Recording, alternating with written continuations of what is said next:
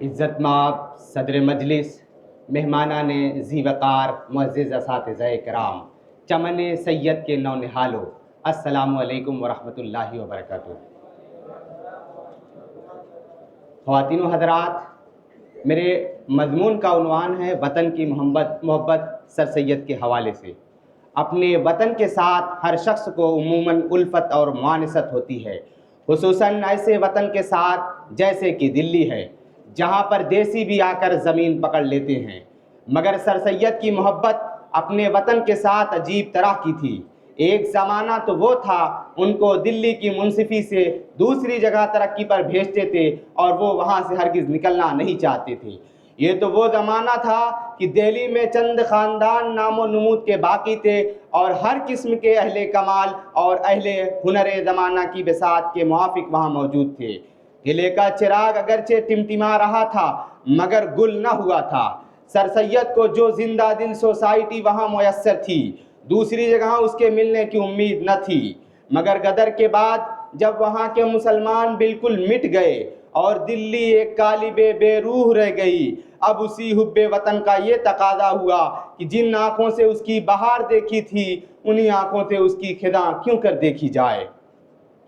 گو بظاہر سر سید نے دلی ہمیشہ کے لیے چھوڑ دی تھی، مگر آدم کو جنت کے چھوڑنے کا بھی اتنا ہی افسوس ہوا ہوگا جتنا کہ سر سید کو دلی چھوڑنے کا افسوس تھا۔ ان کے آرٹیکلوں میں یا اسپیچوں میں اور لیکچروں میں یا پرائیویٹ خطوں میں جہاں کہیں دلی کا ذکر آ گیا ہے، ان کا دل عمدے بغیر نہیں رہا۔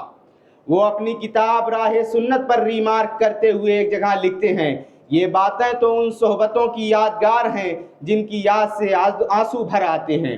کجا وہ صحبتیں، کجا وہ مجلسیں، کہاں وہ آزردہ، کہاں وہ شیفتہ اور کہاں وہ صحبائی، کہاں وہ علماء و صلحاء، صرف یاد ہی یاد ہے۔ ایک اور آرٹیکل میں جہاں اردو اخباروں کا ذکر کیا ہے، وہ یوں لکھتے ہیں، اس اجڑے شہر کے اخباروں کا بھی جس کا نام لیتے دل بھر آتا ہے، ہم دل سے شکر ادا کرتے ہیں۔ ہمارے وطن کے اخبار ہم سے اس لیے ناراض ہیں کہ مدرسۃ العلوم دلی میں کیوں نہ مقرر ہوا۔ بھائی، کہاں ہے وہ دلی اور کہاں ہے وہ دلی والے؟ جو نقش کے مٹ گیا اس کا اب کیا نام لینا۔ مرثیہ پڑھا کرو اور دلی والوں کو رویا کرو۔ جس زمانے میں ایجوکیشنل کانفرنس کا اجلاس دلی میں تجویز ہو رہا تھا، انہوں نے اپنے ایک دوست کو یہ لکھا تھا کہ آپ کی سب کوششیں اور تدبیریں اور خیالات بے سود ثابت ہوں گے۔ نہ دہلی میں کوئی انتظام کرنے والا ہے اور نہ دہلی اس کے لائق رہی ہے۔ وہاں کے مسلمانوں پر، مسلمانوں کے گھروں پر، مسلمانوں کے محلوں پر اب تک نحوست برستی ہے۔ ان کی طبیعت، ان کے اخلاق، راہ و رسم، سوشل حالت ایسی تبدیل ہو گئی ہے کہ جب کبھی دہلی جاتا ہوں اور کسی سے ملاقات ہوتی ہے تو اس کی باتیں سن کر متعجب ہوتا ہوں کہ یہ لوگ کس ملک اور کس دیش کے رہنے والے ہیں۔ خدا نے دلی سے سب کچھ چھین لیا، ذالک تقدیر العزیز العلیم۔ والسلام۔